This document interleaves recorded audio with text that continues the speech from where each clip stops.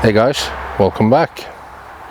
Today we're going to take a little look at some of the linkages and configurations on the Honda 5.5 horsepower engine that is on my partner push mower. I'm going to take you off the stand now and I'm going to show you the engine, and then we're going to look at the linkages.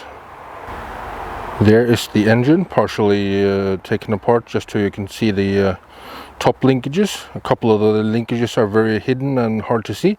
I'm going to do a complete, well, not complete tear down, but when the weather clears up a little bit, I will make a little bit longer video and show you the complete linkages with taking off the airbox and everything.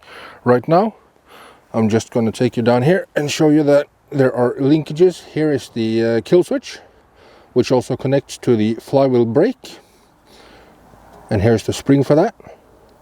The kill switch has a linkage which goes over here and operates along with the choke. You can see that it just engages when the choke is in full or on position, run position.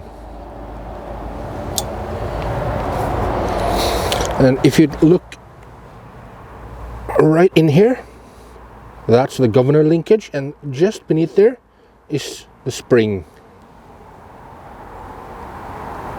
You can't really see it from up here, but if you look down in here, you can see the spring is just behind there, the governor spring, that is. And if I just show you now, I'm going to take and use the starter handle, and you will see that the flywheel brake and the kill switch or starter ignition switch will engage or disengage, whichever way you look at it. This is the running position. This is the stop position. When the weather clears up, hopefully in the next few days, the forecast for the next couple of 2-3 days is pretty bad. A lot of rain. And we just had about 50 or 60 millimeters of rain over the last 24 hours, which was pretty bad. But one place in Norway actually had 125 millimeters of rain in 24 hours, so that's a lot. I will hopefully be able to do a little bit better of a showcase on this engine, the linkages properly, the carburetor, everything. We'll see.